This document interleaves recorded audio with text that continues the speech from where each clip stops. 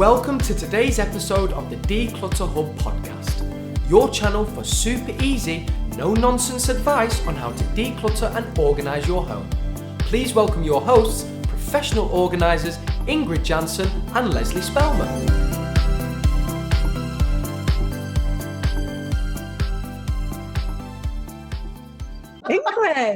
Ingrid, what's happening?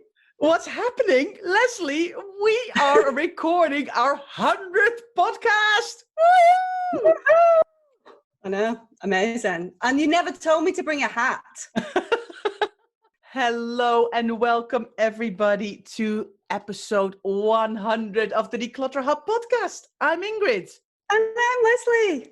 If you have clutter and want to sort it out, this is the show for you.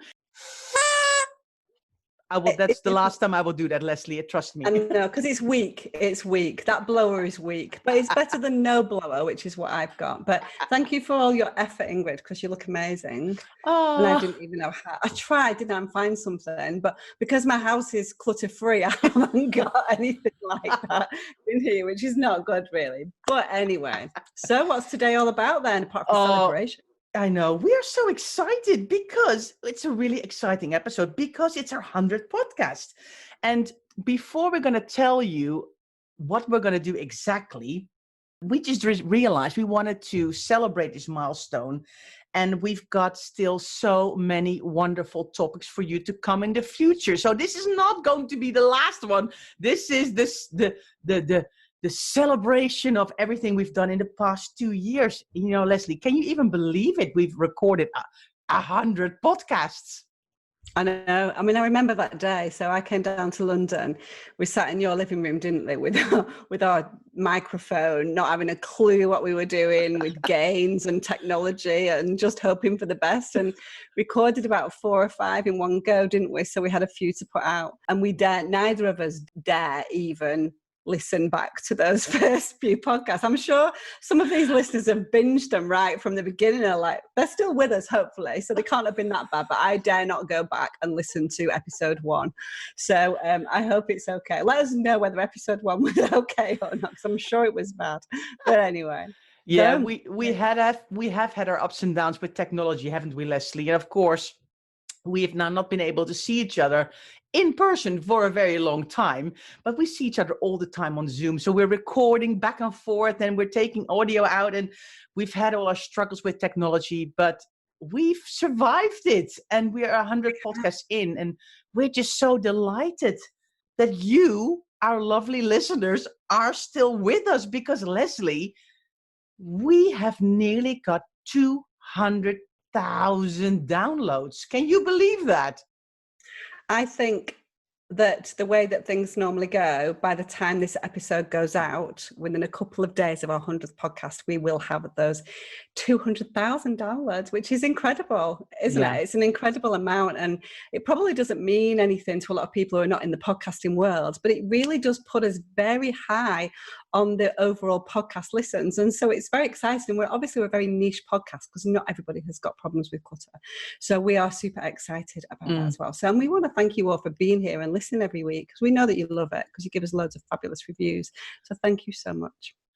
Definitely. And because we are so grateful to each and every one of you for listening for the past 2 years, we have decided to do a giveaway. Oh my gosh, I love a giveaway, Leslie. I do love a giveaway. Maybe it's because I'm Dutch, maybe because I like free stuff. I just love a giveaway because we just wanted to say thank you to you. So it is super easy to win, right? So what are we going to do? We are going to give away one room by room boot camp worth $79. What do you need to do? You need to write a review for us and then email us a screenshot of that review to hello@declutterhub.com before the 1st of September. And then we will draw one name out of a hat, and you will win a free room by room bootcamp. Because we're so grateful you're here. So we want to give back to you to celebrate our 100th podcast. And so notice that our giveaways are not clutter, are they, Ingrid? Yeah. They're still all about decluttering. So our giveaways Yes. will never be giving you something that's going to clutter up your house. It's exactly the opposite. So yeah, Exactly. sign in for that giveaway, post a review on wherever you listen to your podcast or on our website. And as Ingrid says, just pop it on an email to us so that we know that you've done that review and you're in it. You've got to be in it to win it. And then hopefully you'll win our boot camp, which people absolutely love. So. Yeah. Yeah. And a lot of our members did the boot camp and then became members, didn't they, Leslie? Because they loved it so much and they want to be in the VIP membership. But we're going to tell you more about that later. But for now, let's explain what we're going to do this 100th episode, Leslie, because it's a bit different than normal, isn't it? Because normally we decide on a topic, we do a deep dive on a particular thing and we chat about it for about 30 minutes. But because it's our 100th podcast, we thought, you know what, we need to do something different this time. And because in our VIP membership, we do a live Q&A every other week with our members and they can ask us questions and then we answer them specific on their particular situation.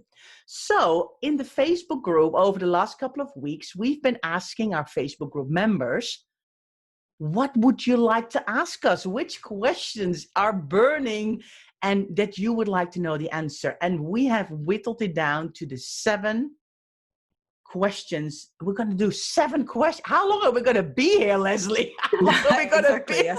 Yeah. Can I just say that our Q&As, do we normally do more than, we like to talk, don't we? So our normal half an hour podcast is definitely going to be an extended version for today, I think. Yeah, for sure. So let's get cracking then, because question number 1 is coming up. It's from Liz. Brilliant question. And she said, I would like to know, Leslie and Ingrid, what is your favorite part of the decluttering process? Oh, what's not to love? What's not to love, Liz? Oh my gosh. Leslie. Well, we love it all, don't we? Basically, we love it all. The bottom line, we love all of the decluttering process. I think, it really starts with that realization that you need help or you need to take action. And so even that light bulb going on, which is, enough's enough. I need to sort this out because I can't go on anymore with this. Just to admit that you need to take action is a huge part of that learning process and that moving forward process. But actually, it's the whole of the cycle all added together when you think about your thought process. You think about the rooms that you're going to tackle, you start to declutter, you start to donate things.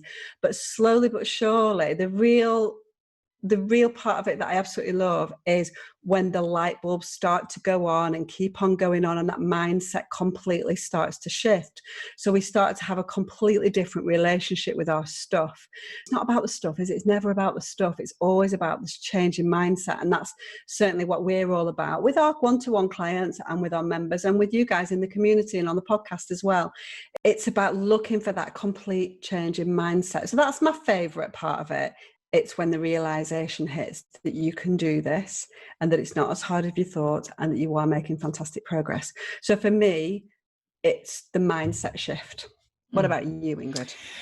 I think, Leslie, for me, I love everything about the whole process. I love the preparation stage. I love the decluttering itself.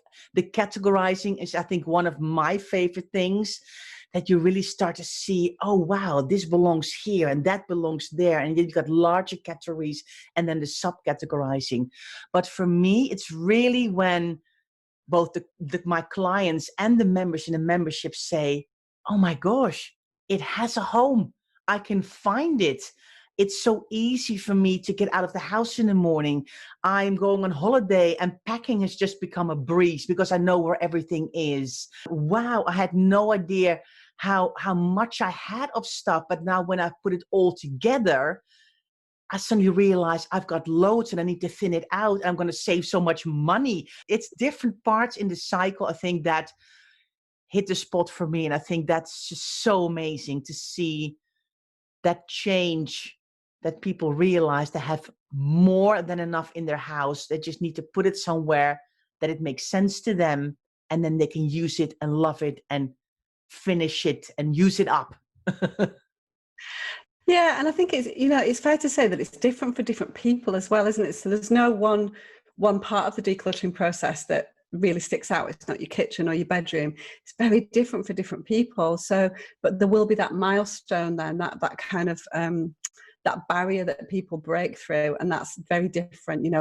Often it's a room of doom, a room of terror, a dumping grounds, whatever, and that tends to come at the end of the process. And when that's done, it's such a weight lifted off people's shoulders, and it's taking that fear away and getting that hope in place, I think, really. So good question, but tricky one to answer, because we love it all, basically. That's why we do what we do.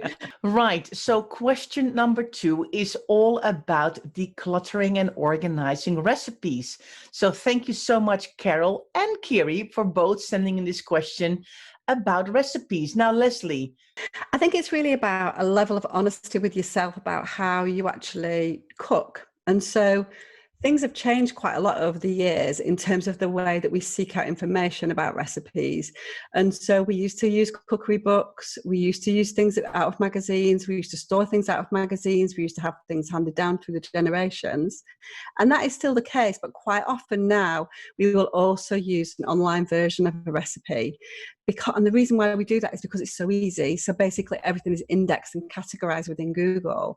And so it makes things an awful lot easier for us to seek things. So if we want to cook something with an aubergine, we might have hundreds of different options online, or we can be more specific. And so online is the easiest way for us to get most information these days rather than paper-based.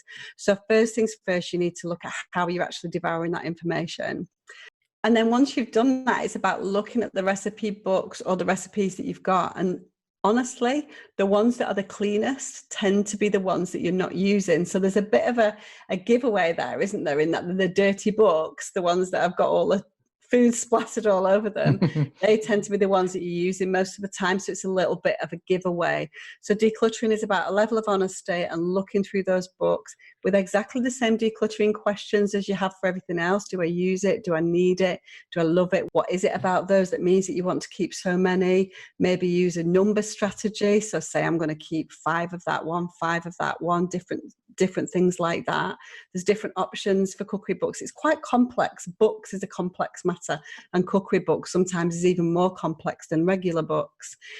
So once we've decluttered, it's getting down to organizing them, Ingrid. So have you got any ideas about organizing? Yeah, I actually did that project with a client of mine. So that was really nice. And we actually sorted out, first of all, we went through all of she would tear out kind of recipes from magazines and copy them from cookbooks and copy them from books that she borrowed from friends, etc. So we first went through all of them and kind of decided, do I still really see myself cooking this dish or not? And then what we had left, we actually categorized into different like starters, mains, desserts, kind of more party food. And then within the mains, we kind of divided into beef and chicken and pork and fish and vegetarian. So it was really much easier for her to find back the recipes. And then we put them in poly pockets. Those are kind of the plastic folders that you can slide something in from the top and then put them in a lever arch file or in a box file.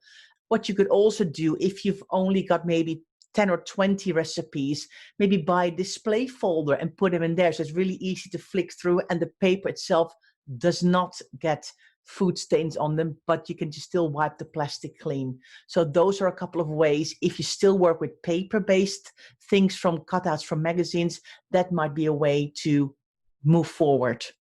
And of course, the other way, if you want paper-based, you can always capture that information that's paper-based at the moment and make it digital. So you can scan it, you can take photographs of it, you can use apps like Evernote to gather that information. Some of the apps that are recipes, stroke meal planning, stroke shopping, actually have the option for you to import your own recipes as well. So look into things like Yumly and Mealime. It sounds like it should be mealtime, but it's Mealime, which are 2 of the main kind of meal planning apps that are out there. So there's lots of different options out there, but the main thing is about that honesty with yourself as to how you actually cook and where you go to seek out that information. Yes, I know, Leslie, because if you see something in a magazine, you think, oh, and you're hungry at the time, you think, oh, that looks good, I'm going to tear that out and keep it. But then actually when you look at the recipe list and you go, oh my gosh, the ingredients, I don't even have 2/3 of the stuff in my house, and you need to start buying all these ingredients, and it gets too complicated, and maybe you just want to cook some simple meals. Why are you keeping all those recipes in the first place? So be really realistic, keeping it real. That's our motto. As you all know, we're all about realism here. If you see yourself cooking it and you actually are going to cook it, by all means, keep it. But if it's too complicated, let it go, and maybe search for an online option that is easier to do, that gets you the same sort of results. Good question. Recipes is a tough one. I mean, we could go on for a long time about lots of different emotions that are involved in cookery books. Yeah. But we would be here again for another hour just talking about recipes, wouldn't we? So we need to move on to our next question. Well, that's why we've got a books course in our membership and also in our bootcamp, don't we, Leslie? Because we know how tricky it is to declutter books, and especially recipe books. So there's a reason why it's in our membership, for people to learn from us how to deal with it. We've just given you a nutshell of information. Let's move on. Great question from Carla. Carla, thank you so much. What, if anything, do you regret letting go as part of your decluttering? Leslie, is there anything you regret ever decluttering? Do you know, not that I can remember, if I'm truly honest, not that I can remember. Because I think the key to this is all about feeling in control of your decision making, isn't it? And so obviously we declutter for people. So we are, professionals and experts at leading people through the decluttering process. And so we're not one to make a decision lightheartedly. So, and our take whether we're working with people one-to-one, or whether we talk with our members, whoever we're working with, is if you're not sure, keep it. So we're not big advocates of put it in a box and leave it for 6 months and make a decision then. We are much more, if you know you don't want it, let it go. If you are wavering, and that wavering takes more than a couple of hours during that decluttering session, keep it and return back to it again the next time you declutter. Don't put it in a box, because keep it with your normal stuff and see whether or not you will use it, because it's that fear, isn't it, that's stopping you from making that decision. I'm not quite sure whether I should or I shouldn't. And fear and anxiety is a huge emotion when it's about decluttering. That's what holds us back so many times. And so I think it's about having control of that decision making, and again, that's something that needs to be learned over time. So I haven't regretted letting anything go that I can remember, but I've not got a great memory, if I'm truly honest, but there's nothing that I can put my finger on. But I do feel that I've been in control of all the decisions that I've made over time. What about you, Ingrid? I can't really remember anything specific. I think there's been a couple of items that kind of maybe my husband would say, didn't we used to have? And I go, yes, but I think it's decluttered now. So I didn't really regret it. But it was more, and I'm not one to kind of then linger in that. I'm thinking the decision has been made. Now, what I do say a lot is that decluttering isn't perfect. You will make a wrong decision sometimes, and you might sometimes regret something that you decluttered. But on the other hand, there's no point then in dwelling and staying in that, because it's gone. You can't get it back. So if it's that important to you, maybe reorder it. If you actually really think that was a wrong decision, see if you can reorder it and buy it again or borrow it from somebody else. But I'm exactly like you. If you're really, really in doubt, keep the item until you're certain if it's a keeper or a goer. And if in doubt, you don't throw it out. You keep it until you feel better about the decision you're going to make.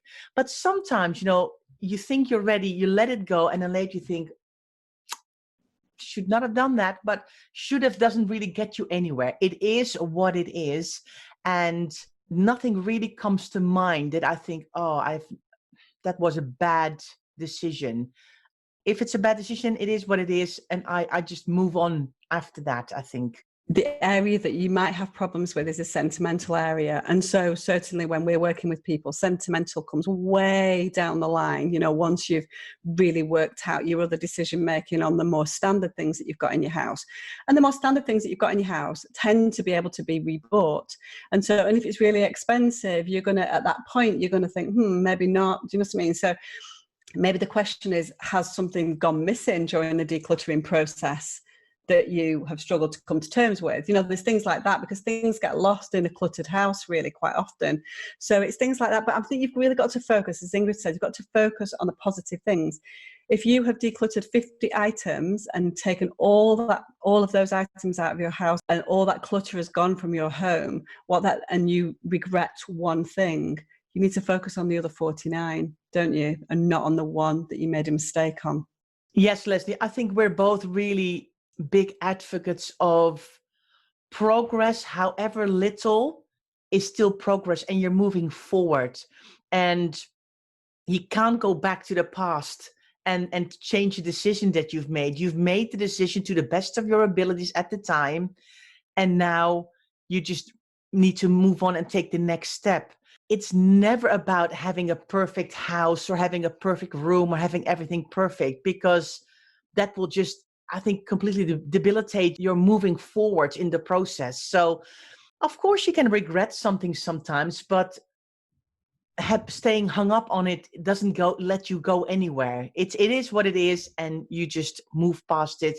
And you hope that by decluttering more and more, you develop your decluttering muscle, you develop your decision-making process, and then you start to make better decisions all the time. And like the whole decluttering journey, that's a process as well.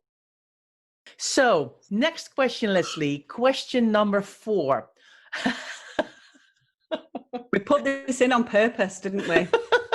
Put this one in. Somebody asked, and we were like, yeah, we need to shake things up a little bit here, because this is one of the very few things that Ingrid and I disagree on, isn't it? That's why I'm laughing. That's why I'm laughing already. I'm like, this is so funny, because we agree on so many things, Leslie, but this one we do not agree at all. So let me tell the question. It was like a general chat in our Facebook group, but that's why we thought, okay, this is perfect. So somebody said, what do you do with half-worn clothes? They are not dirty enough to go into the wash, but are not really clean enough to go into the wardrobe, or are they? So you go first, Leslie. How do you feel about half-worn clothes? For me, it's very simple. If they're clean enough to go on your body, they're clean enough to go back in the wardrobe. And so I would always hang them up. It's either not necessarily on the night. So sometimes I might take them off and just put them on a chest of drawers or something if I can't be bothered to hang them up there and then. But they would get hung up straight away the next morning when I'm doing my room reset, which is what I do first thing in the morning. Once I've made my bed, I'll do a room reset. But always, tackle that at night. But it would always go back in the wardrobe. I don't have half-worn clothes hanging around because I don't get it, Ingrid. I don't get it. Go on, you said different. Yeah. What I don't have is a chair in my bedroom with piles and piles of clothes on it. But on my top landing, I have a little banister where I have a pile of things that need to be ironed, because it has to go somewhere in my house. And there is where I have a pile of some half-worn stuff. And I'm not talking 25 items of clothing here. I might talk about a pair of jeans that I can wear again, or some other trousers, maybe a pair of shorts in the summer, and maybe my tops I normally only wear one day, but maybe it's like a t-shirt that I only wore for like 1 or 2 hours that I think, okay, I can wear that again over the weekend or something. So we're not talking 30 or 25 pieces of clothing here. We're talking about a couple of items. But I just don't want to put them back in the wardrobe, because in the wardrobe, everything is clean, in my opinion. So the only thing that I would hang back half worn is like jackets or like a And what about suit. dresses? What about a dress if you went out for a night out? Because you're going to wash your dress. Like I might wear a dress 10 or 15 times before I washed it. Like a going out dress. I don't have going out dresses. Of course you do, Ingrid. Of course you have going out dresses. I've seen you wear them. Well, I'm not really a dress Like person. when you've worn dresses, I've seen you in dresses. So you have got dresses. And so you wear a dress, whatever, for a meeting, for a talk, for a conference or whatever. I'm going to pull out photographs of you wearing dresses, by the way, just to prove that you do have them. I put them in the wash. I put them in because I'm a very warm and sweaty person. So I'm always hot. So because I see it more than as a top that I wear only once and it goes into the wash. It's interesting, but I do have, and we've had this discussion many times in the Q&A and in the membership. I do struggle with you. Not that I'm in any way judgmental about my fellow Declutter Hub partner, but the thought of you having clothes spread around on your banister upstairs is, oh, dearie me. Well, I've heard of people who've got like a couple of hooks inside of their wardrobe, and that's where they kind of hook some clothes. So that could be. I would not do that, but that could be an option because maybe if you've got like this chair or one of those things that like these suit hangers that some men have, or maybe business women, they can like wear, but there's never just one trouser and one jacket. For some reason, there's like ties on there and belts, another jacket and another shirt, and it nearly starts to topple over. And I think I would not want to look at that when I'm in my bedroom and I want to be relaxed, and I don't have room for a chair anyway, so I don't have really a large bedroom. So that's kind of out of the question. But so what about your kids then? So there's your husband and your 2 children as well. Yeah. So do they do the same? Yeah. So that's a lot of clothes. That's 4 people's clothes, maybe 3 or 4 items each. Yeah. So we're talking maybe 15 or 16 things, plus your ironing on the banister. Well, no. It's only me and my husband on the banister, and Anne and Max have got their own room. They've got a little place where they put stuff that they want to wear again. I think I'm going to have to take you to task here, Ingrid. I really am. So I know, but what we have learned, because we've had these conversations many times, is that people are really split down the middle on how they do this. And some of that, I would never put something dirty back in the wardrobe, and and people like me, or I'm like, I would never put something on a banister, or I'm not saying my house is perfect every night and everything's put away, but it is when I want to reset it, there's nothing out, everything's away. Do you know what I mean? Yeah. So we're never going to agree, are we? No. Maybe I don't know. I'm going to try really hard to break the molds, to change you, convince But you know what? I think it doesn't matter as long as it works. If I would have 30 pieces of clothing on a banister and I would have like this massive mountain, I don't have a utility room. I don't have a laundry room. So you need to compromise and you need to work with the space you've got. And I think that's really important. Do what works for you. And if the chair in your bedroom with 50 items of clothing and socks and belts and ties and shoes under it and things is driving you absolutely nuts, then think about how you can solve this problem. My banister is working perfectly for me with 3 or 4 items of clothing that I think, okay, I can wear those jeans later in the week again. Fine. And I think because it works for me, it's fine and it doesn't bother me. And I think you need to find out what works for you. I think that's what we need to... Now you're making me feel bad, as if I'm like, not an understanding person at all. And then you're throwing in the sympathy, but I've not got a utility room or a laundry room. I can see you throwing everything at me now, aren't you? We just agree to disagree and move on. We're keeping it real. Okay, let's move on. Question number 5. Oh, Timna, we love your question too. How to keep your mojo to keep going? Because I think she's going back to work and she had quite a lot of time.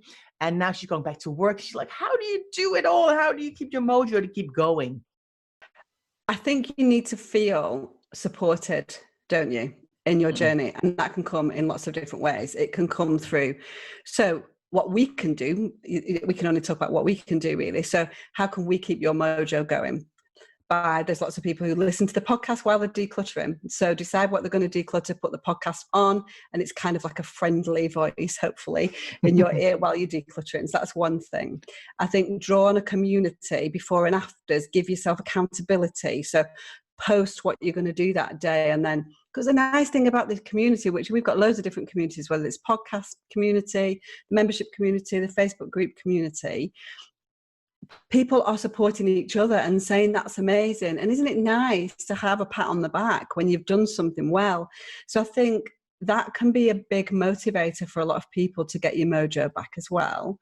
And you've got another thing that you suggest quite regularly, haven't you, as well?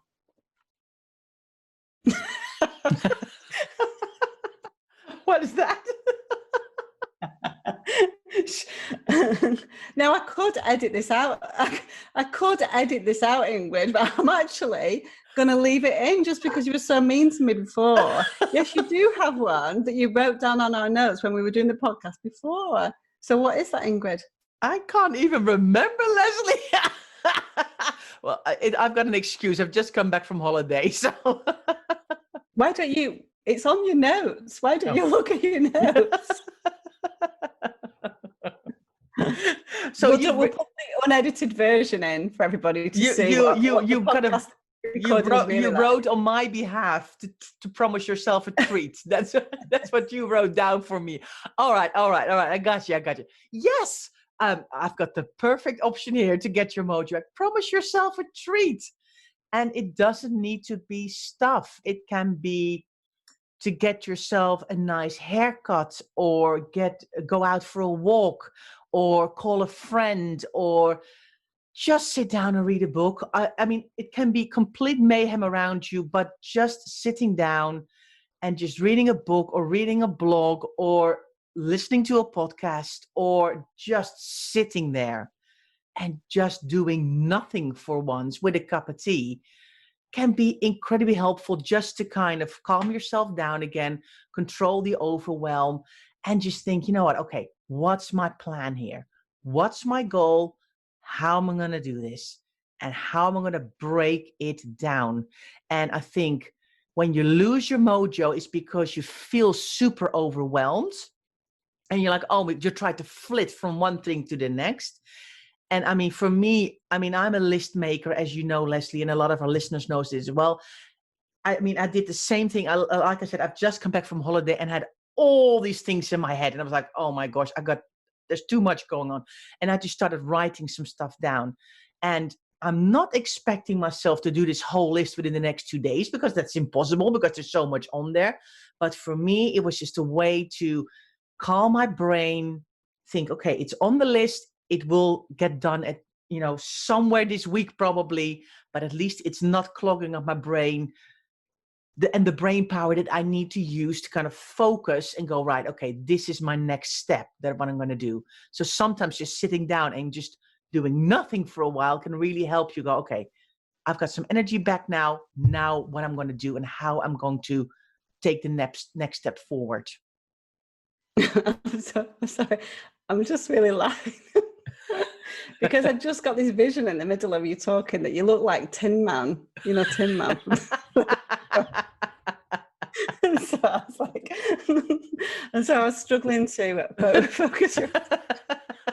Isn't Tin Man which one's Tin Man? The one who's got a brain?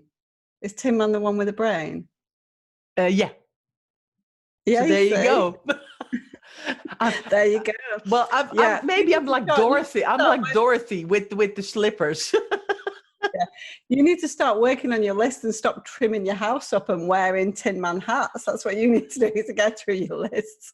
Anyway, so, but mainly, Tim, now, the most important thing, if you're struggling and feeling overwhelmed, don't go for something that's going to take you 4 hours. Go for something that's going to take you 5 minutes. Really, really break it down just to keep that momentum going. So, and we know that you've got your mojo back, Tim. Now we know that you'll get that back. So, oh yes. Anyway. Oh yes. Good. Next. Sorry, am I being mean? Am I being mean to you now about the Tin Man hat? Just because I've not got a hat, you see, I'm jealous. See my neck. I got stung by a bee. You see it? How red it is. Yeah. That's a bee sting. They are not nice, are they, bee N- stings? No, that they hurt. So I'm feeling very sorry for myself. That's why I've not got a hat. Right. Okay. But you've got Next question. flags. You've got happy birthday flags behind you. So I do. I yeah, do have flags. yeah. Anyway. Next question from Lee. Thanks, Lee, for your question. Decluttering technology. What do you do with laptops and mobile phones? And some are broken and some are not. And I don't know how to recycle them. And how do I get the data of them? And I'm so confused. And because I'm confused, I'm not doing anything. So have you got any advice for me? Oh my God, this is a difficult question. This is, I think, one of the hardest things, Leslie, as well, I think. Yeah, I think it's one of the hardest things. It's one of the hardest things for us to deal with as well, isn't it, when we're out and about with clients, because it's not something you can do there and then. It's something that needs action. So it's something that needs action in after your decluttering process. So yes, gather them together, put them somewhere where you know that you need to do something with them, put them on a list and try and take action as soon as you can after you've decluttered them. Sometimes these things take a while. So if you've got to wipe a hard drive, it might take a while. The other options that you've got, if you don't want to go down that process, is that a lot of the confidential shredding companies, so the ones that take your confidential paper waste, will also take things like hard drives. And they'll make sure that those are confidentially destroyed. You can take things to a computer shop as well, and they will wipe your hard drives for you if you feel nervous about that, or they will take the stuff off the hard drive and give it to you in a different format so you can then put it back onto your new computer. But it is something, I understand why it's hard, because what happens is that we declutter, we leave them to one side, thinking about what we're going to do with them. And then we completely forget what it was that was on them in the first place, if that's a camera or a computer. And we're not sure whether it has got something or it doesn't have anything. And then we feel nervous to get rid of it.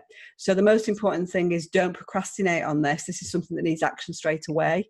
If you know that you can't take action there and then, make sure you write notes. So put a Post-it on it, attach it to it, put it in an envelope with notes on what's on there and what you're intending to do with it.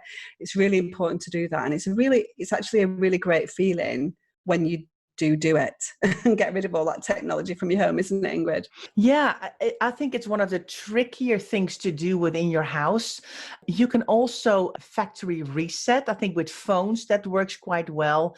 And probably a quick online search can help you for your make and your model, how you factory reset.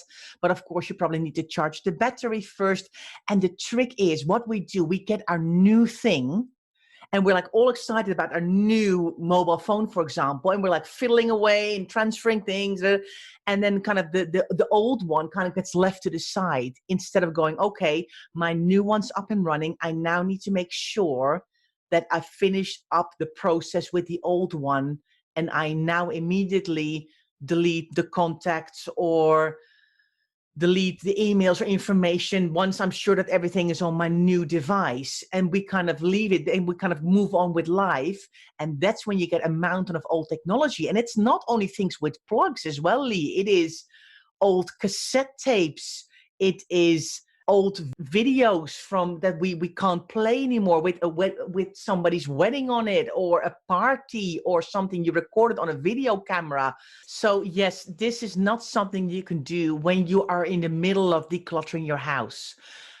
It's exactly what Leslie said. If you find these items that need an action and that need investigating, information inquiries, finding out people or companies that can help you, put it to the side, put it in a box, put it all together, and then go, right, when I'm done in my main declutter of my house, this is a separate project that I'm going to do. But I've then gathered all of my items together from everywhere around the house, and everything is in one place. And then you can kind of move forward with that separate project. But I mean, I've got a little company here in my town where they can help you. It's a little computer shop.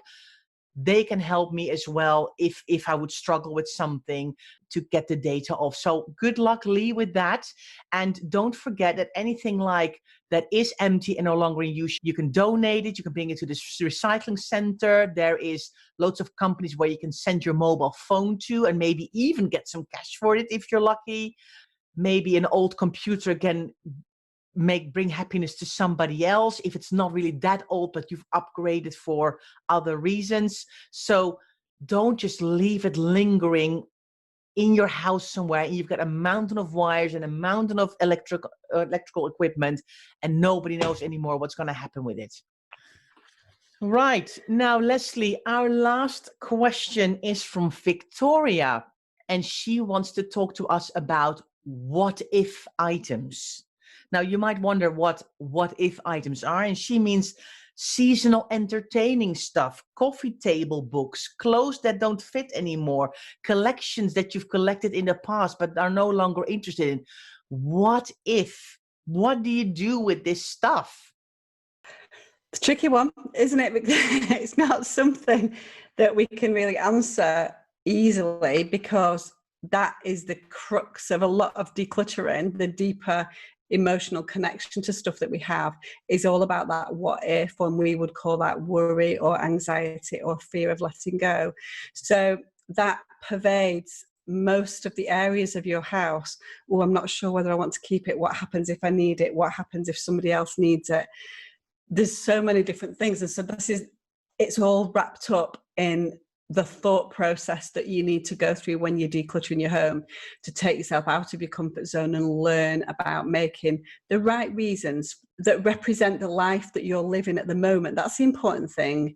Let's not worry about what the past presented and what's in the future. Let's worry about now. Does that item fulfill me in the life that I want to live today, not yesterday and not tomorrow, but today? And that's the important thing. And that's something that really helps with a lot of people. Yeah, I think so too. And it's a phased approach here that's really helpful. And I think a lot of people who are overwhelmed by their stuff think their whole house is full of what if items. And they're like, but I can't declutter anything because everything is important. But once you start to learn, and that's a big part of our VIP membership, isn't it, Leslie? It is about those emotions and those decluttering questions you need to ask yourself. Once you start to learn what kind of questions you need to ask yourself, and that's the feedback we get from our members, like, we love your emotions videos. When you talk about the emotions videos for every category of books or bathroom items or clothes, or we do an emotions module. And that's what really resonates with people, because it gives them clarity in their thoughts and what they're worried about and how they feel about an item. And it gives them clarity themselves then. And a lot of the what if items suddenly become, I really want it, or I actually really don't need it at all. And the what if items are much smaller than they thought at first. And I think that's really interesting. I think the really interesting thing about the questions that we've had today, Ingrid, is that a lot of the questions that came in were about stuff, weren't they? They were about books, coffee table books, recipes, laptops, mobile phones, all about different items. And actually, the answers that we've given, for the most part, have not been about individual items. They've been about the emotions that drive our need to keep those things. And so the important thing to learn out of our Q&A today is that it definitely is the emotions, moving out of your comfort zone, tackling the things that we've spoken about: anxiety, fear, overwhelm, worry, getting your mojo back, procrastination. Those are all the things that stop us in our decluttering tracks. And it's never about the item, never about the item. It's always about the emotions.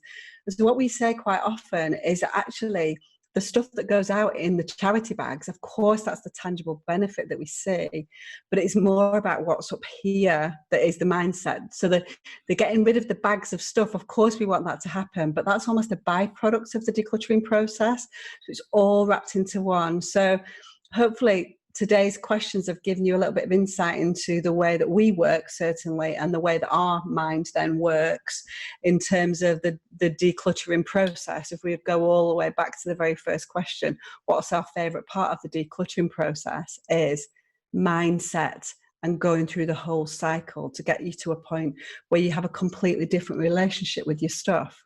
Yes, Leslie, it's all about mindset, isn't it? And that's why we are so excited that we're going to run another challenge again.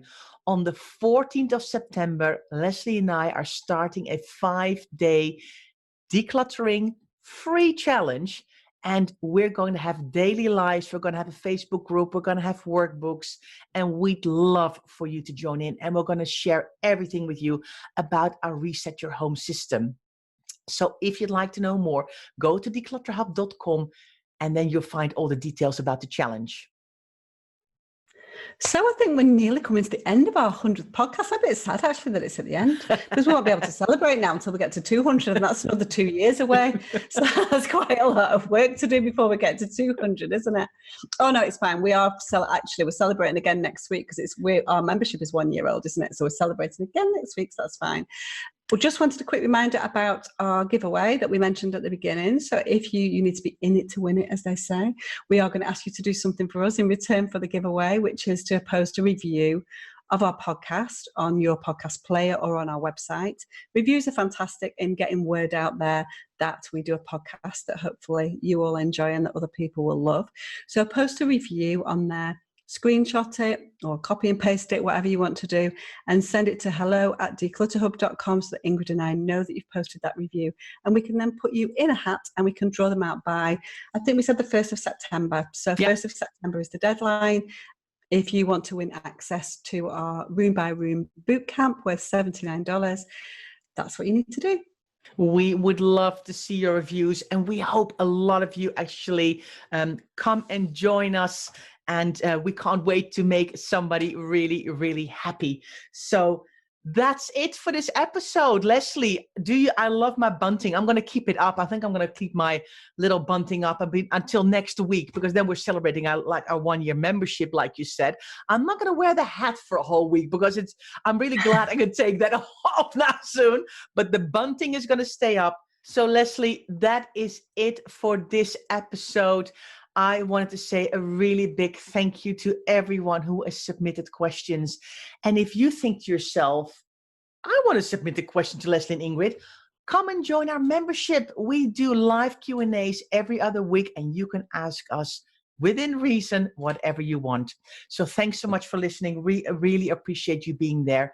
And if you know anybody who might enjoy this podcast too, you'll find the sharing buttons on the show notes on our website. And of course, we'd love to see you in our Facebook group, the Declutter Hub community. We are on Twitter and on Instagram as well. And if you don't want to miss the next weekly episode, subscribe to the Declutter Hub podcast, and it will come into your notifications each Friday. Thanks so much for listening, and see you next time. Bye. Thanks for listening to this week's episode of the Declutter Hub podcast. Check out declutterhub.com for more inspiration, and don't forget to tune in next week.